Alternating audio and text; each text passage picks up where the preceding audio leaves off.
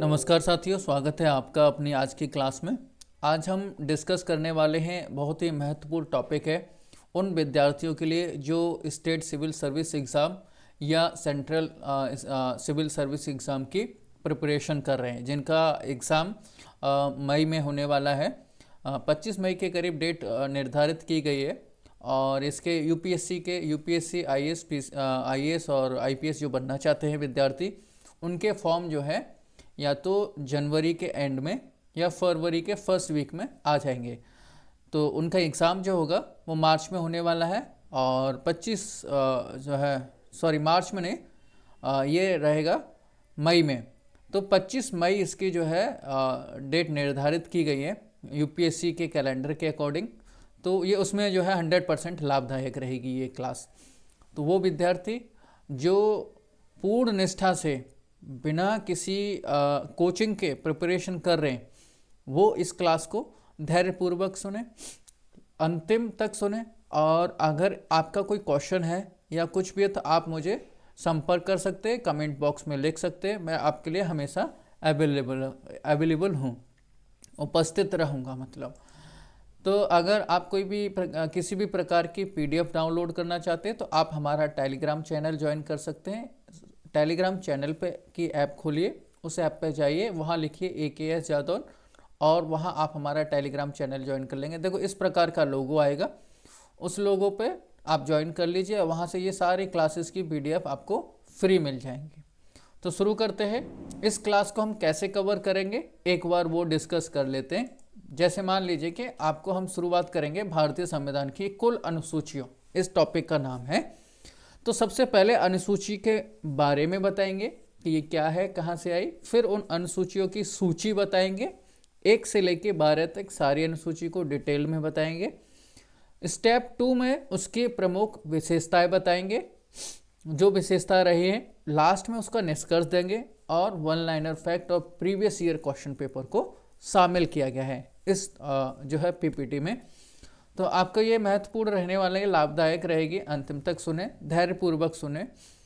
इसमें जो topic cover होंगे उनको डिटेल में समझ लेते हैं कि हम वो कौन से टॉपिक इसमें कंप्लीट करने वाले हैं।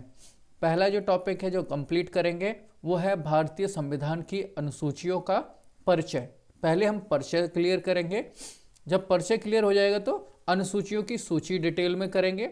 अनुसूचियों की सूची क्लियर हो जाएगी तो उसके बाद में हम भारतीय संविधान में अनुसूचियों का उद्देश्य क्या है ये कवर करेंगे। उसका अगला टॉपिक हमारा रहेगा भारतीय संविधान में अनुसूचियों का प्रमुख विशेषताएं क्या हैं, वो विशेषताएं रहेंगी, निष्कर्ष रखेंगे। और उसके लास्ट में, सबसे लास्ट में हमारा यूपीएससी सिविल सर्विस एग्जाम के और PCS एग्जाम के, PCS का मतलब स्टेट सिविल सर्विस एग्जाम के प्रीवियस ईयर क्वेश्चन जो है शामिल किए गए हैं। उससे आपको ये पता चल पाएगा कि आपकी तैयारी कितने तक पहुंची और कहां तक आप जो है महत्वपूर्ण तरीके से आगे लेके गए। तो शुरू करते हैं। शुरू करने से पहले आप अपना सीट बेल्ट बांध लीजिए और तैयार हो जाइए। एक पेन और पेपर ले लीजिए, अगर आपको कुछ समझ नहीं आता है तो वो वहाँ उसी समय लिख लीजिए, जिससे कि आप कमेंट बॉक्स में पूछ सकें। तो भारतीय संविधान की अनुसूचियों का परिचय जान लेते हैं। Introduction to schedules of the Indian constitutions. भारतीय संविधान की अनुसूचियों का परिचय। भारतीय संविधान की अनुसूचियों में क्षेत्रों, राज्यसभा में सीटों के आवंटन, अनुसूचित क्षेत्र और जनजातियों के प्रशासन और नियंत्रण, केंद्र सरकार और राज्य सरकारों के बीच शक्तियों के वितरण और उच्च पदस्थ अधिकारियों के परिलब्धियों और विशेषाधिकारों के बारे में महत्वपूर्ण जानकारी होती है। तो अनुसूचियों में क्या क्या जानकारी रहती है? देखो, विशेषाधिकारों के बारे में जानकारी रहती है। थोड़ा सा पेन ले लेते हैं और ये वाला ले लेते हैं, ठीक है। देखो, विशेषाधिकारों के बारे में जानकारी रहती है और महत्वपूर्ण जानकारी इसमें शामिल होती है अनुसूचियों में। उसके आगे, अनुसूचियां संविधान में शामिल नहीं है। महत्वपूर्ण है, अगर कोई क्वेश्चन पूछता है कि क्या अनुसूचियां संविधान में शामिल हैं, तो नहीं, संविधान में अनुसूचियों को शामिल नहीं किया गया है। इसके बजाय उन्हें अलग दस्तावेज के रूप में रखा जाता है। जो अनुसूचियां है उसकी अलग दस्तावेज है। यह ध्यान दिया जाना चाहिए कि यद्यपि भारतीय संविधान की अनुसूचियां संविधान में नहीं हैं, लेकिन वे इसका हिस्सा हैं। नवंबर 1949 में अधिनियम के समय भारतीय संविधान में केवल 8 अनुसूचियां थीं। पहले कितनी अनुसूचियां थीं? केवल 8। तो ये आपके लिए यहाँ महत्वपूर्ण हो जाएगा। ये संविधान में शामिल नहीं है, इसके दस्तावेज को संविधान से अलग रखा जाता है। बाद में 1951 के पहले संवैधानिक संशोधन अधिनियम द्वारा 9वीं अनुसूची को जोड़ा गया। 1985 में 52वें संविधान संशोधन अधिनियम में 10वीं अनुसूची को शामिल किया गया, जोड़ा गया, जिसमें दल बदल विरोधी कानून से संबंधित है। 7 वर्षों के बाद 1992 में लगातार 2 संवैधानिक संशोधन हुए। 10 यहाँ तक हो गए 1985 तक। उसके बाद 1992 में जो है 2 और संवैधानिक संशोधन हुए, वो 11वीं अनुसूची और 12वीं अनुसूची में जोड़ा गया। 73वां और 74वां, जिसके तहत क्रमशः 11वीं और 12वीं अनुसूची को भारतीय संविधान में जोड़ा गया। List of 12 schedules of the Indian constitution. देखो, अब हम परिचय कंप्लीट कर चुके हैं अनुसूचियों का। अनुसूचियों में पहले कितनी थी? 8 थी। बाद में कितनी जोड़ी गई? 4 जोड़ी गई। टोटल अभी कितनी है? 12 अनुसूचियां हैं। यहाँ तक क्लियर है। लास्ट में 1992 में क्या क्या जोड़ा गया? 11वीं और 12वीं अनुसूची को 1992 में जोड़ा गया। ठीक है, यहाँ तक क्लियर है। अब हम क्लियर करते हैं कि 12 अनुसूचियाँ वो कौन कौन सी हैं, एक बार डिटेल में समझ लेते हैं। प्रथम अनुसूची, देखो प्रथम अनुसूची में केंद्र शासित प्रदेशों और राज्यों की सूची शामिल है। दूसरी अनुसूची में राष्ट्रपति, राज्य के राज्यपाल, स्पीकर, डिप्टी स्पीकर तथा संसद में सभी उच्च पदाधिकारियों के लिए भत्ते और विशेष अधिकारियों से संबंधित प्रावधानों से संबंधित है। ठीक है। तीसरी अनुसूची में शपथ और प्रतिज्ञान शामिल है। क्वेश्चन पूछ लिया जाता है कि बताओ प्रथम अनुसूची में क्या शामिल है, तो आपको पता होना चाहिए केंद्र शासित प्रदेशों और राज्यों की सूची। दूसरी अनुसूची में क्या शामिल है? राष्ट्रपति, राज्य के राज्यपाल, स्पीकर और डिप्टी स्पीकर तथा संसद में सभी उच्च पदाधिकारियों के लिए भत्तों और विशेष अधिकारों से संबंधित प्रावधानों से संबंधित है। तीसरी अनुसूची में शपथ और प्रतिज्ञान शामिल है। उंगलियों पे याद होनी चाहिए, 3 तक होगी। चौथी अनुसूची, यह राज्यों और केंद्र शासित प्रदेशों, किसमें? राज्यों में, और केंद्र शासित प्रदेशों को राज्यसभा में, किसमें? राज्यसभा। देखो 2 होती हैं, एक लोकसभा, एक राज्यसभा। तो राज्यसभा में सीटों के आवंटन से संबंधित प्रावधानों से संबंधित है। तो पूछ लिया जाता है कि चौथी अनुसूची किससे संबंधित है? राज्यसभा में सीटों के आवंटन से, लोकसभा में सीटों के आवंटन से, या विधानसभा में सीटों के आवंटन से। तो आपका सही आंसर होना चाहिए राज्यसभा में सीटों के आवंटन से। कौन सी? चौथी अनुसूची शामिल है। वहीं 5वीं अनुसूची की अगर हम बात करें तो इसमें भारत में अनुसूचित क्षेत्रों, देखो यहाँ पर समझना है, अनुसूचित क्षेत्रों और अनुसूचित जनजातियों के प्रशासन और नियंत्रण से संबंधित है। प्रशासन और नियंत्रण से संबंधित प्रावधान शामिल हैं। वहीं 6ठी अनुसूची में यह अनुसूची राज्यों में जनजातीय क्षेत्रों के प्रशासन, देखो यहाँ पे अनुसूचित क्षेत्र और अनुसूचित जनजाति थी। यहाँ अनुसूची जो 6ठी अनुसूची है वो जनजातीय क्षेत्रों के प्रशासन, जनजातीय क्षेत्रों के प्रशासन से संबंधित है। उसमें असम, मेघालय, त्रिपुरा और मिजोरम शामिल है। यहाँ तक क्लियर है? उम्मीद है क्लियर होगा। 7वीं अनुसूची के बारे में अगर हम बात करें तो इसमें 3 सूचियाँ शामिल हैं। कौन कौन सी सूची शामिल है?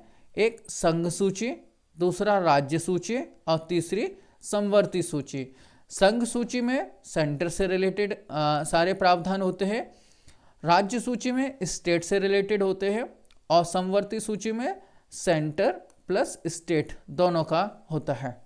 8वीं अनुसूची में इसमें 22 भारतीय भाषाओं की सूची शामिल है। 8वीं अनुसूची भाषा से संबंधित है और भाषा में 22 भारतीय भाषाओं की सूची शामिल है जिन्हें भारतीय संविधान द्वारा मान्यता प्राप्त है। वहीं अगर हम 9वीं अनुसूची की बात करें तो जमींदारी प्रथा के उन्मूलन से संबंधित राज्य विधानसभाओं द्वारा पारित अधिनियमों और विनियमों को इस अनुसूची के तहत वर्णित किया गया है। किसको? 9वीं अनुसूची को। 9वीं अनुसूची में क्या है? जमींदारी प्रथा के उन्मूलन से संबंधित राज्य विधानसभाओं द्वारा पारित अधिनियमों और विनियमों को इस अनुसूची के तहत वर्णित किया गया है। अन्य मामलों से निपटने वाले संसद के अधिनियमों, अन्य मामले में संसद के अधिनियमों और विनियमों को भी इस अनुसूची में शामिल किया है। किस अनुसूची में? 9वीं अनुसूची में। ठीक है, 9वीं में। 10वीं अनुसूची को समझ लेते हैं।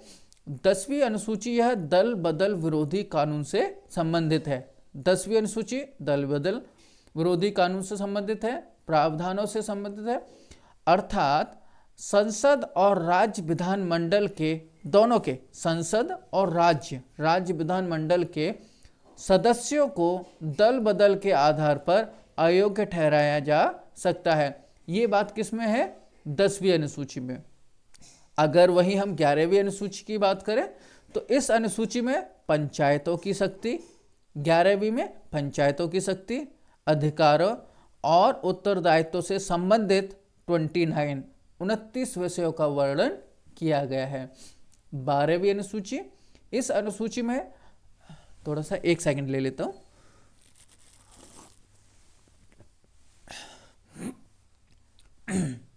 बारहवीं अनुसूची, इस अनुसूची में नगर पालिका, देखो 11वीं अनुसूची पंचायतों से, 12वीं अनुसूची नगर पालिकाओं की शक्ति, अधिकार और उत्तरदायित्व से संबंधित 18 विषयों का वर्णन किया गया है। 11वीं अनुसूची को 1992 में जोड़ा गया, 12वीं अनुसूची को भी 1992 में जोड़ा गया। कौन से क्रम का संवैधानिक संशोधन था? आप हमें कमेंट बॉक्स में लिख के बता सकते हैं। 74वां था, 75वां था, 76वां था या 77वां था? आप दोनों को लिख के हमें इसमें बता सकते हैं। भारतीय संविधान में अनुसूचियों का उद्देश्य, अब जो हमने 12 अनुसूची पढ़ी हैं, इन अनुसूचियों का उद्देश्य समझ लेते हैं। देखो पहले 8 अनुसूचियाँ थीं, उसके बाद उसमें 4 अनुसूचियाँ और ऐड की गई हैं। अब तक टोटल अब तक कितनी है? 12 अनुसूचियाँ हैं। यहाँ तक आपका क्लियर हो चुका है। हर अनुसूची को हमने डिटेल में पढ़ा है। अगर आपको समझ ना आया हो तो दोबारा क्लास को रिपीट करके पढ़ लो, लेकिन याद जरूर कर लेना। याद रहेगा तभी आप एग्जाम में कुछ बता पाओगे, वरना सब स्लिप हो जाएगा। एक समझ विकसित कर लेते हैं। भारतीय संविधान में अनुसूचियों का उद्देश्य क्या था? भारतीय संविधान में वर्णित अनुसूचियों में कोई कानूनी तत्व नहीं है। सबसे पहले आप अंडरलाइन कर लीजिए, कोई कानूनी तत्व नहीं है, जिससे प्रावधानों को समझना आसान हो जाता है। प्रावधान कम जटिल और संक्षिप्त हो जाते हैं। भारतीय संविधान की अनुसूचियां प्रावधानों में संशोधन या अद्यतन करना आसान बनाती हैं, क्योंकि संशोधन विभाजित होते हैं। अद्यतन के मामले में पूरे अनुच्छेद को संशोधित करने की आवश्यकता नहीं होती है, जिससे समय की बहुत बचत होती है। उद्देश्य है ये कि क्यों रखा जाता है अनुसूची को। अनुसूची न केवल भारतीय संविधान के लिए बल्कि विभिन्न कानूनों के लिए भी सहायक के रूप में कार्य करती है। अनुसूचियों की सहायता से राज्यों और केंद्र शासित प्रदेशों की परिभाषित सूचियां बनाई जाती हैं।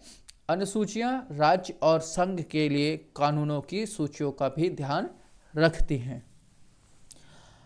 ये अनुसूचियां संविधान का हिस्सा हैं, ये संविधान में नहीं है। ये देखो, ये महत्वपूर्ण है। ये संविधान का तो हिस्सा है, लेकिन संविधान में इनको शामिल नहीं किया गया। इनका दस्तावेज अलग होता है। इन्हें हमारे संविधान में अलग दस्तावेज के रूप में रखा गया है।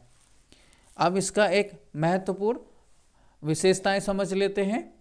अनुसूचियों की प्रमुख विशेषताएं क्या है? अनुसूचियां पाठक के लिए भारतीय कानून की जानकारी को अधिक प्रभावी ढंग से समझना और उसका विश्लेषण करना आसान बनाती हैं। पहला आप विशेषता समझ गए।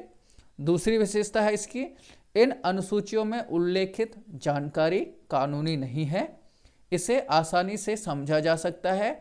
यह तकनीकी और प्रशासनिक प्रकृति की है। तीसरी इसकी विशेषता क्या है? अधिनियम का मुख्य पाठ सही आकार और लंबाई का है। सभी अतिरिक्त जानकारी भारतीय संविधान की अनुसूचियों में जोड़ी गई हैं। इसकी चौथी प्रमुख विशेषता, अनुसूचियों में संशोधन या परिवर्तन करना आसान होता है, क्योंकि उन्हें प्रभागों के साथ अलग से लिखा जाता है। इससे संशोधन की प्रक्रिया अधिक सुविधाजनक हो जाती है। यहाँ तक क्लियर है। प्रमुख विशेषताएं, अनुसूचियों का उल्लेख प्रावधानों के कालानुक्रम में किया गया है।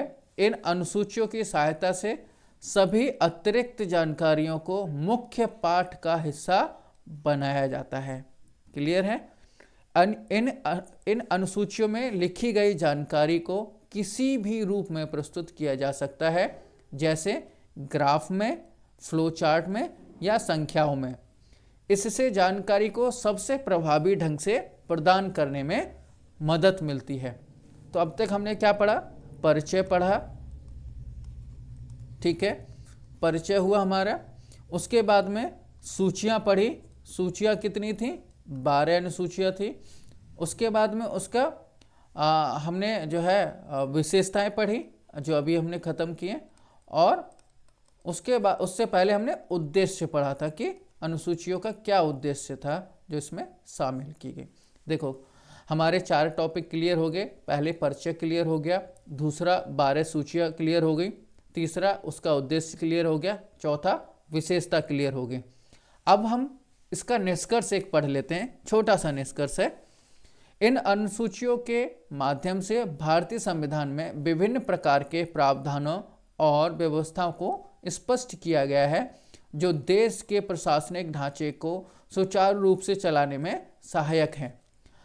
कोई पूछ भी सकता है कि अनुसूचियों का क्या कार्य है, तब भी आप ये बता सकते हैं कि इन अनुसूचियों के माध्यम से भारतीय संविधान में विभिन्न प्रकार के प्रावधान और व्यवस्थाओं को स्पष्ट किया गया है, जो देश के प्रशासनिक ढांचे को सुचारू रूप से चलाने में सहायक हैं।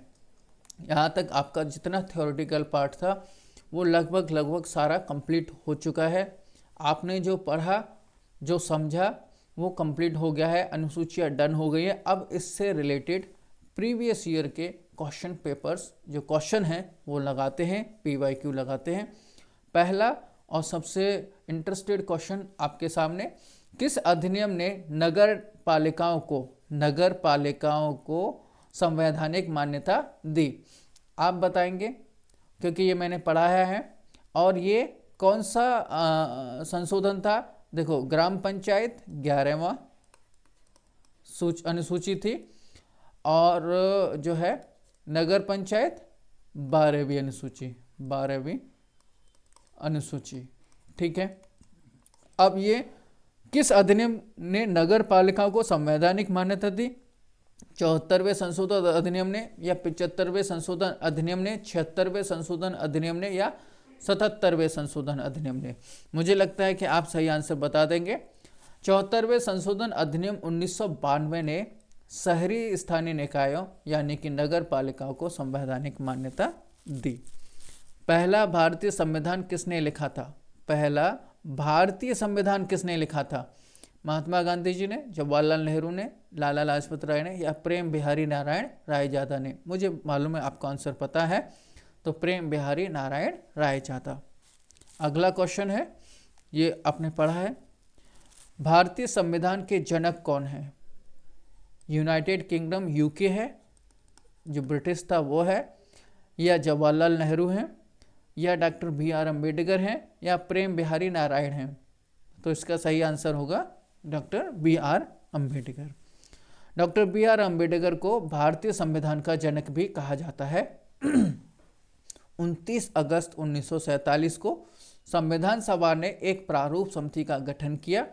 अम्बेडकर इस प्रारूप समिति के अध्यक्ष थे। किसके अध्यक्ष थे वो? प्रारूप समिति के अध्यक्ष थे। निम्नलिखित में से क्या भारत के संविधान की 9वीं अनुसूची में शामिल है? अब इसमें पूछा जा रहा है कि जो 9वीं अनुसूची है, देखो 8 अनुसूचियाँ थीं मूल संविधान में, उसके बाद में 9वीं, 10वीं, 11 और 12 ये 4 अनुसूचियों को जोड़ा गया है। तो ये पूछना चाह रहे हैं कि 9वीं अनुसूची में क्या शामिल है? भूमि सुधार कानून शामिल है, कानून जो संपत्ति के अधिग्रहण का प्रावधान करते हैं ये शामिल है, या कानून जो सामाजिक और शैक्षणिक रूप से पिछड़े वर्गों के हितों की रक्षा करते हैं ये शामिल है, या भारत के राष्ट्रपति की शक्तियों से संबंधित कानून है ये शामिल है। अब इसमें से कोड सेलेक्ट करके बताना है ए और बी, ए बी सी और डी। तो ए, बी और सी तीनों शामिल हैं। अब वो तीनों क्या क्या हैं देखो, भूमि सुधार कानून शामिल है, कानून जो संपत्ति के अधिग्रहण का प्रावधान करते हैं ये भी शामिल है, कानून जो सामाजिक और शैक्षिक रूप से पिछड़े वर्गों के हितों की रक्षा करते हैं ये भी शामिल है, भारत के राष्ट्रपति की शक्तियों से संबंधित कानून ये शामिल नहीं है। ठीक है, निम्नलिखित कथनों पर विचार करें। भारतीय संविधान की 8वीं अनुसूची, देखो 8वीं अनुसूची अभी पढ़ा है, संविधान द्वारा मान्यता प्राप्त भाषाओं की सूची है, 8वीं में भाषाएं हैं। 8वीं अनुसूची में शुरुआत में केवल 14 भाषाओं को मान्यता दी गई थी। कौन सा कथन दिया गया है? अब इसमें से पूछा है कि ये जो 2 कथन दिए गए हैं इनमें से करेक्ट यानी कि सही क्वेश्चन कौन सा है? ओनली 1, ओनली 2, बोथ ए और बी यानी कि 1 और 2, और नाइदर 1 और नॉर 2। इसका सही आंसर है 1 और 2 दोनों सही हैं। ठीक है, क्या सही है दोनों? कि भाषा जो है भारतीय संविधान की 8वीं अनुसूची में संविधान द्वारा मान्यता प्राप्त भाषाओं की सूची है। अभी वर्तमान में 22 भाषाएं हैं। ठीक है, 8वीं अनुसूची में शुरुआत में केवल 14 भाषाएं थीं, ये भी बात ठीक है। तो दोनों यहाँ पे बातें ठीक हैं। अगला क्वेश्चन है, निम्नलिखित में से कौन सा विषय भारत के संविधान की 11वीं अनुसूची में शामिल है? देखो कितनी अनुसूचियाँ थी? 12 अनुसूचियाँ थी। तो 11वीं अनुसूची में क्या शामिल है आपको ये बताना है। कृषि, शिक्षा, स्वास्थ्य एवं परिवार कल्याण। नीचे दिए गए कोड का उपयोग करके सही उत्तर चुनिए। पहली बात सही है, पहली और दूसरी सही है, दूसरी और तीसरी सही है, या तीनों बातें सही हैं? तो तीनों बातें सही हैं।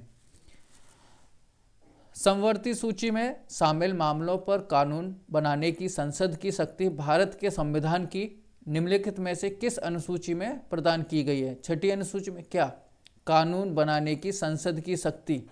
6ठी अनुसूची में, 7वीं अनुसूची में, 8वीं अनुसूची में और 9वीं अनुसूची में? आप बता सकते हैं। अगर आप बता सकते हैं तो इसका आंसर कमेंट बॉक्स में लिख दीजिए। ए, बी, सी जो भी आपको सही लगे, ए है, बी है, सी है या डी है। इसका आंसर बी है, 7वीं अनुसूची।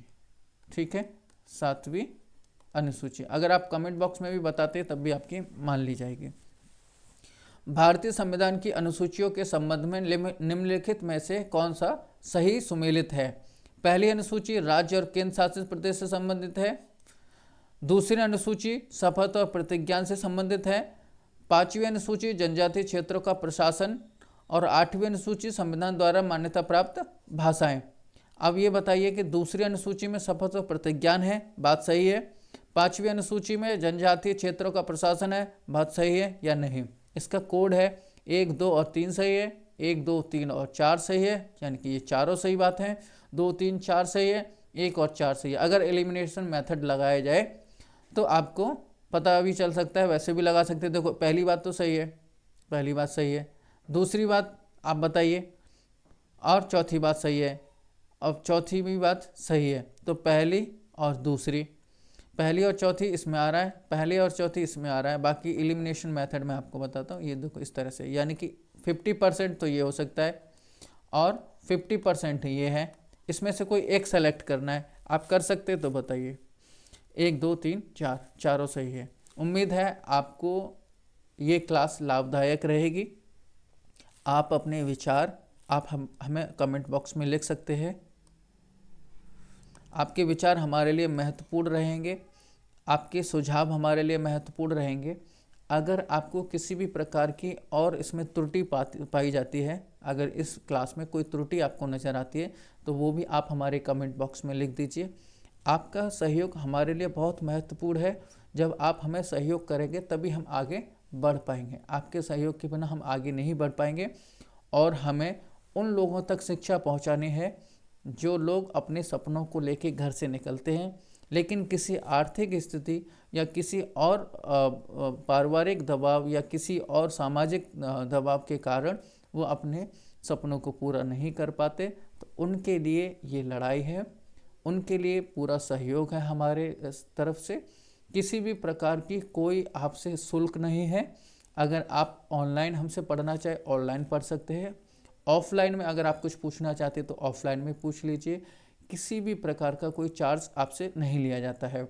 ये हर वो उस मिडिल क्लास स्टूडेंट्स की लड़ाई है जो अपने घर से सपने लेके निकलता है, तो हम उसके साथ हमेशा खड़े हैं, खड़े रहेंगे।